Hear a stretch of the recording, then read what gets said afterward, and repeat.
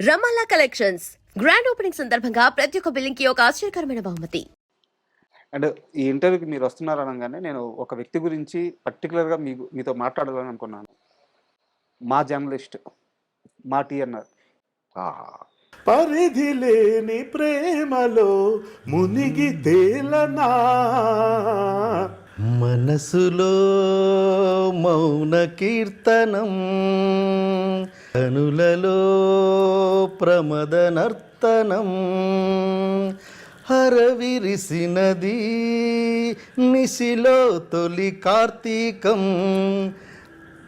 వా మా టీఎన్ఆర్ గారితో మీకున్న అసోసియేషన్ అంటే ఆ ఇంటర్వ్యూ ఎంత వైరల్ అయిందో, దాంట్లో మీరు మాట్లాడుకున్న మాటలు ఎంత వైరల్ అయినాయో, ఆ ఇంటర్వ్యూ ఎలా జరిగిందో కూడా మాకు ఆఫీసులో కథలుగా చెప్తారు. సో ఆయన పోయిన తర్వాత ఆ స్థానం అలాగే ఉండిపోయింది. ఇప్పటికీ ఆ స్థానాన్ని ఫిల్ చేసే వాళ్ళు రాలేదు. ఇప్పటికీ అలాగే ఉంది. సో టీఎన్ఆర్ గారు చనిపోయారన్న వార్త మీకు తెలిసినప్పుడు ఎలా ఫీల్ అయ్యారు? అతని గురించి నేనేమి చెప్పగలనో, ఎవరైనా ఏం చెప్పగలరో అవన్నీ మీరే చెప్పారు. ఒకళ్ళు భర్తీ చేయలేని స్థానం అండి అది. అసలు నిజంగా అంటే ఇక్కడ 2 థింగ్స్ ఉన్నాయి.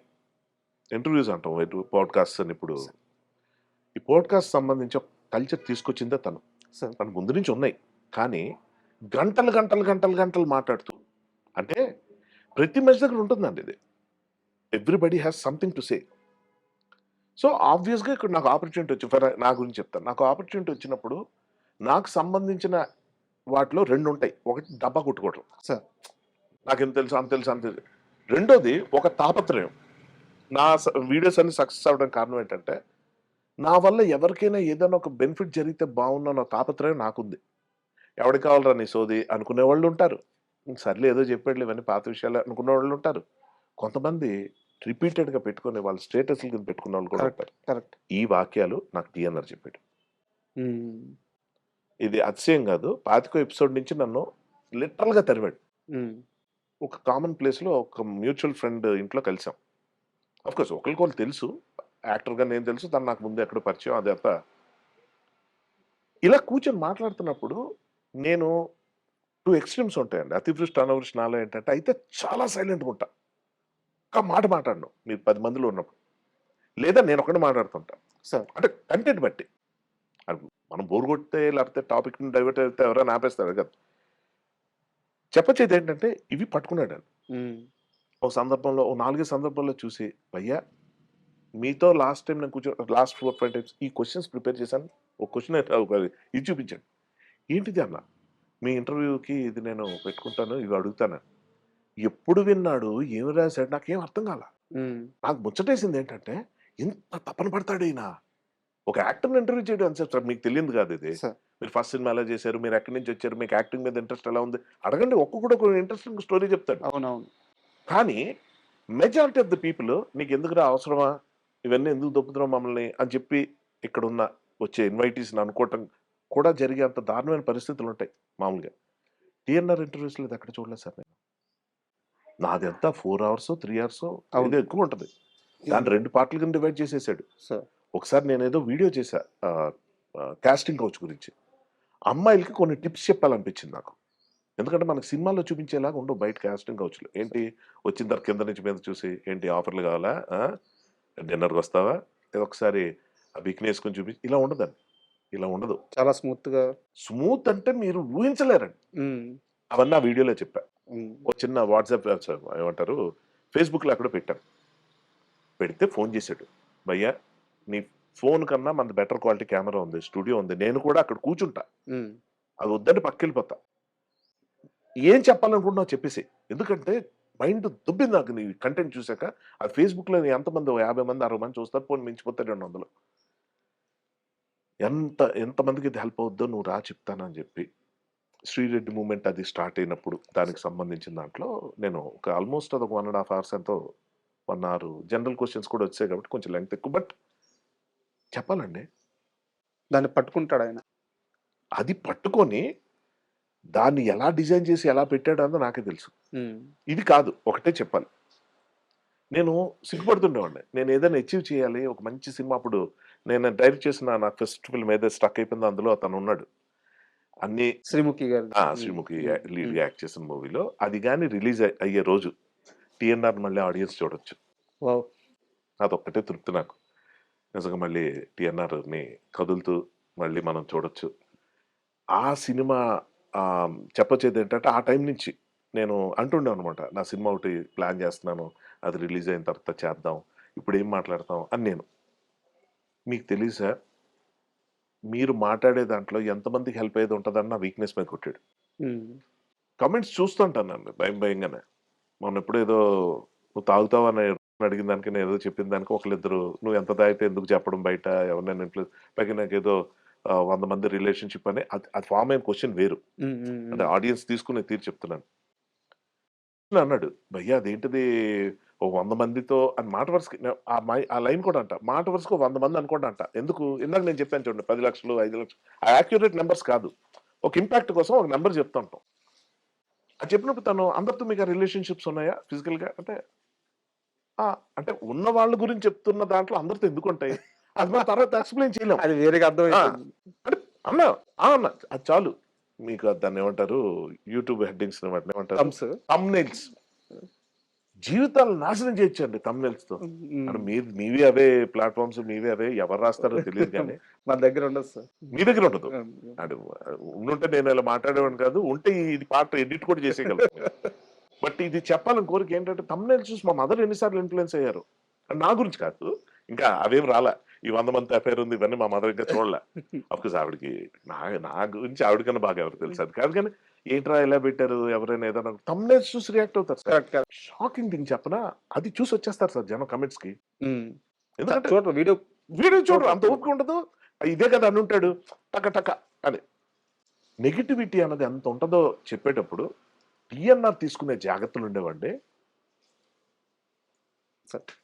ఆ రోజుల్లో ఎక్స్‌ప్లాయిటేషన్ పీక్స్. నాకు పెళ్లి అయిపోయిందని మన యాక్టర్ సత్యకృష్ణన్తో, ఈ నటుడు హర్షవర్ధన్ వైఫ్ ఎవరో తెలుసా అని టీఎన్ఆర్ చూపించాడు ఫస్ట్. అది భయ్యా ఏంటి ఇలా వచ్చిందని. మీ ఫీల్డ్ బాబు అది. ఇప్పటిదాకా ఏ కాంట్రవర్సీ లేకుండా ఏదో మిడిల్ క్లాస్ మ్యాన్ లా బతికేస్తున్నాను అనుకున్నాను. ఇదేంటి ఇది కాంట్రవర్సీ అంటే మంచిదే కాదు. నాకు ఇప్పుడు గ్లోరిఫికేషన్ గ్లామరస్ గా ఉంటుంది. నీకు ఏంటి గ్లామరస్ గా ఉంటుంది?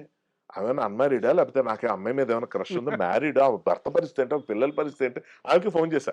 ఈ సందర్భంలో సత్యకృష్ణ ఫోన్ చేసి అడిగితే ఎవరు పాపనా పోతారు వదిలేండి అమ్మా. నీ స్పోర్టినెస్ కాదమ్మా, నాకు ఇక్కడ ఎఫెక్ట్ అయిపోతుంది, నాకున్న రిలేషన్షిప్స్, నాకున్న గర్ల్ ఫ్రెండ్స్, నువ్వు పెళ్ళైందా, నువ్వు సింగిల్ అనుకున్న అబద్ధం ఆడినట్టు అవుతున్నా, మోసం చేసినట్టు అవుతున్నా, వదిలేండి అని ఆమె. నరకం చూస్తా. అంటే టు సమ్మిట్ అప్, థంబ్నెయిల్స్ ఇచ్చే ఎఫెక్ట్ కానీ ఇంటర్వ్యూస్ చేసేటప్పుడు తీసుకునే జాగ్రత్తలు. ఇప్పుడు మీరు అంత బాగా మీరు అంటే ఇది మీకు అర్థమవుద్ది నేను ఏం చెప్పదలుచుకున్నానో. మీరు ఒక మాట అన్నారు, ఇది థర్డ్ పర్సన్ సంబంధించింది, మీరు ఇష్టమైతే ఆన్సర్ చేయండి లేకపోతే లేదని ఇందాక సార్. అనిల్ రావు ఈ డిస్క్లైమర్ తను ఇచ్చేవాడు సార్. ఇప్పుడు మీ సెక్షువల్ లైఫ్ ఎలా ఉంది అని అడగాలి తను. ఎందుకు సింగిల్గా ఉంటున్నావు కదా, ఏంటి పరిస్థితి తను అన్నాడు. మీకు ఇది పర్సనల్ టాపిక్ అండి, మీరు చెప్పాల్సిన అవసరం లేదు, బట్ చూసే ఆడియన్స్ కదా ఒక ఫీలింగ్ ఉంటుంది కదా, సింగిల్గా ఉంటున్నాడు అంటే వీడు ఏం చేస్తున్నాడు, అదర్వైజ్ ఎలాగా ఎంటర్టైన్ అవుతున్నాడు ఏంటి అని. అది చెప్పండి అని చెప్పంటే, అది మీకు అభ్యంతరం అయితే వదిలేండి అంటే, చాలా ఇంపార్టెంట్ క్వశ్చన్ అండి, మీరు అడగండి చెప్తానని తనకి చెప్పా. ఏంటంటే ఈ క్వశ్చన్ భయపడి పెళ్లి చేసుకుంటారండి అబ్బాయిలు. ఎరా అంతేనా మరి, పరిస్థితి ఏం లేదా, ఇలా మాట్లాడే వాళ్ళు ఉంటారు ఫ్రెండ్స్ కానీ రిలేటివ్స్లో కానీ రకరకాలుగా. అంటే ఫిజికల్ ఇనబిలిటీ ఏదో ఉంది అని ఒక లోకుగా చేసి మాట్లాడడం, వాడి మీద జోకులు వేయటం, కర్మగాలు అలాంటి సొసైటీలో ఉంటున్నాం మనం. సో మనం పెళ్లి చేసుకోకపోతే ఎక్కడ మనల్ని ఏదో తేడా ఉందనేసుకుంటారా అన్న భయంతో పెళ్లి చేసుకుంటారు సార్. అంటే మగాడు మొగుడు అవడానికి కారణం, ఒకడు మొగుడు అవడానికి కారణం వాడు మగాడని ప్రూవ్ చేసుకోవడానికి అంటాం. ఎంత దౌర్భాగ్యం. ఇది నేను టీఎన్ఆర్ ఇంటర్వ్యూలో చెప్పగలిగా. ఇప్పుడు అది చాలా పాత అయిపోయింది కానీ చూసిన వాళ్ళు చూశారు. కానీ ఎప్పుడు టైమ్ అండ్ అగైన్ నేను ఇది చెప్పాలనుకుంటా, అరే పియర్ ప్రెషర్ గురే చేసుకోకండి. నారాయణమూర్తి గారు ఉన్నారండి, నారాయణమూర్తి గారు. ఆయనేమో పెళ్లి అన్నది వేస్ట్ అది ఇది అని మాట్లాడిన రోజులు ఉన్నాయి. అవును. తప్పని ఆయన ఒక రోజు వచ్చి లేదు తోడు ఉండాలి, నేను 2 పక్షులు సాయంత్రం అయితే గూటికి చేరుకుంటే చూశాను, మనం పెళ్లి చేసుకోవాలి కదా. అవి పెళ్లి చేసుకోలేదు సార్. మీరు తోడు గురించి తోడు లేకపోవడం అంటే బ్యాడ్. నేను ఇప్పుడు పెళ్లికి వ్యతిరేకంగా నేను ఎవరికి కేసాలు ఇవ్వను అనుకోండి, అది వేరే విషయం. పెళ్లి చేసుకోకపోతే ఎంత బాగుంటుందో చెప్పే ప్రాసెస్ లో నేను తోడు ఉండాలని ప్రతిసారి చెప్తాను. యాక్చువల్ గా మీరు చాలా ఇంటర్వ్యూలో పెళ్ళంటే ఇష్టం కూడా అని చెప్పాను. మీరు అంటే మీ పెళ్లి విషయంలో మీరు ఇచ్చిన కాషన్ అంటే ఆ కాలు చాలా మందికి అర్థమైందో లేదో నాకు అర్థమైంది క్లియర్గా. మీరు ఏమంటున్నారంటే పెళ్లి చేసుకోకూడదని లేదు, ఉం. బట్ ఒక అమ్మాయిని పెళ్లి చేసుకుంటే ఆ అమ్మాయి కోసం నేను ఏమైనా చేసేయాల, అప్పుడు అలా అనిపించే అమ్మాయి నా లైఫ్ లోకి రావాలి. రావాలి. సో ఇప్పుడు దాకా రాలేదు. అలా అనిపించే అమ్మాయిలు రారు సార్. ఉం. అలా మనమే అవ్వాలి ముందు. ఆ అమ్మాయి ఇలా ఉంటే నేను చేస్తానంటే నువ్వెందుకు ఎవడం చేస్తాడు. టీఎన్ఆర్ ఇంటర్వ్యూస్లో ఉండేవాడిని. సార్ ఇంత క్లియర్గా ఎంత దీనిగా ఉన్నప్పుడు నేను ఈవెన్ ఆర్ నారాయణమూర్తి గారి ఇంటర్వ్యూ ఆయన దాంట్లో చూడండి, అప్పుడు వర్షన్ వేరేగా ఉంటుంది, ఇప్పుడు వేరేగా ఉంటుంది. నేనేమంటానంటే ఈవెన్చువల్లీ అండి ఒక 50 ఏళ్ళు వచ్చేసారు ఇప్పుడు నాకు. ఇప్పటికీ నన్ను పట్టుకుని ఇదే క్వశ్చన్ అడుగుతుంటే నేను అదే అంట, ఒక్కటి చేసుకోకపోవడంలో వచ్చే నష్టం ఏంటి, అసలు ఇంతమంది ఎందుకు చేసుకుంటున్నారు, అదే కదా క్వశ్చన్. పాపులేషన్ పెంచేసి పొల్యూషన్ పెంచేసి ఏం కారణం ఇది, కరప్షన్ పెరిగిపోతుంది దీనివల్ల దానివల్ల. సరే ఆ నీతులను పక్కన పెట్టేద్దాం, ఒకటే చెప్తా. మన ఫిలాసాఫికల్గా తీసుకున్నా, సైన్స్ పరంగా తీసుకున్నా, సైకాలజీ పరంగా తీసుకున్నా, ఒక ఏజ్ వచ్చిన తర్వాత అన్నీ వదులుకోవాలి. తిండి, వ్యసనాలు, బంధాలు అన్నీ వదులుకొని ఒక నిర్వాణ, ఒక వైరాగ్యం అది అవలంబించుకోవాలని చెప్పే శాస్త్రాన్ని నమ్మే ప్రతి మతంలో ఉండే ఈ పాయింట్ని ఎందుకు విస్మరిస్తున్నారు అందరూ?